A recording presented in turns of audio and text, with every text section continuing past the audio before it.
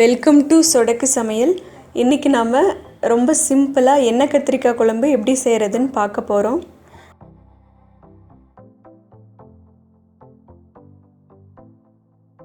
அதற்கு தேவையான பொருட்கள்: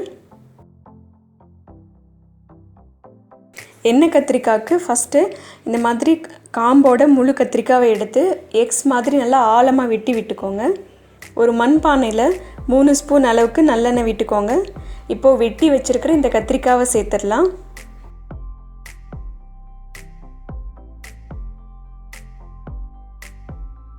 கத்திரிக்காய் எண்ணெயிலே நல்லா வதங்கட்டும்.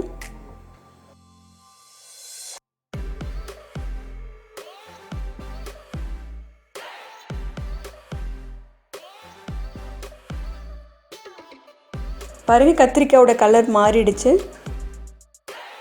இப்போது இதை தனியாக எடுத்து வச்சிடலாம்.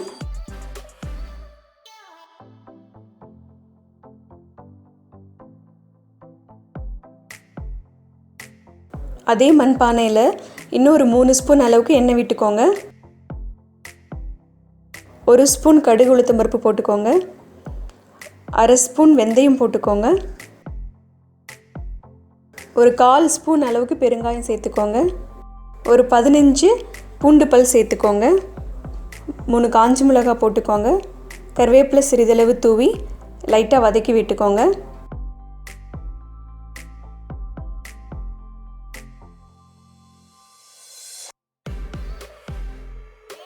இப்போ 20 சின்ன வெங்காயம் சேர்த்துடலாம். 1 ஸ்பூன் அளவுக்கு உப்பு போட்டுக்கோங்க. இதையும் லைட்டாக வதக்கி விடுங்க.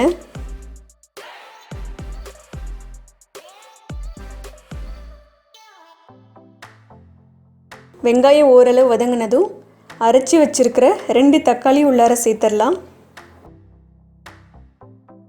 1 ஸ்பூன் தனியாத்தூள் சேர்த்துக்கோங்க. காரத்திற்கேற்ப மிளகாத்தூள் போட்டுக்கோங்க. 1/4 ஸ்பூன் மஞ்சத்தூள் சேர்த்துக்கோங்க.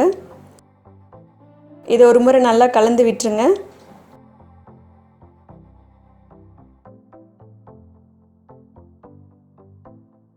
இது கொஞ்ச நேரம் நல்லா கொதிக்கட்டும். அப்போ தான் அந்த பச்சை ஸ்மெல் போகும். கத்திரிக்காய் உள்ளார சேர்த்துடலாம். கத்திரிக்காய் மசாலா நல்லா மிக்ஸ் ஆகிற அளவுக்கு நல்லா கலந்து விட்டுருங்க.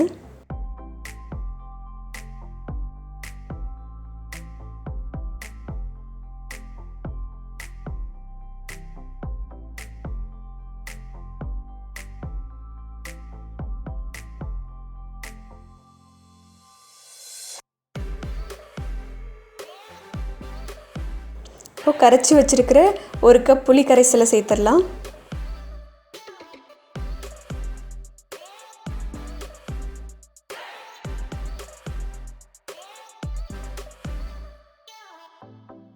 ஒரு கப் தண்ணியை சேர்த்துருங்க.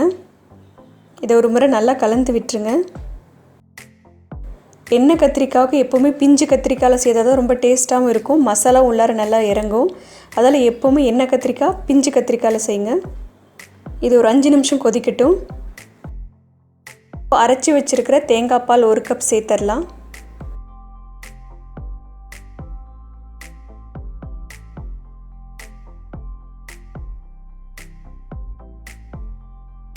இதுவும் நல்லா கொதிக்கட்டும். பாருங்கள், எண்ணெய் நல்லா பிரிஞ்சு வர ஆரம்பிக்குது. இந்த மாதிரி எண்ணெய் பிரிஞ்சு வர ஸ்டேஜில் கொத்தமல்லி இலை சிறிதளவு தூவி விட்டு ஸ்டவ் ஆஃப் பண்ணிடலாம்.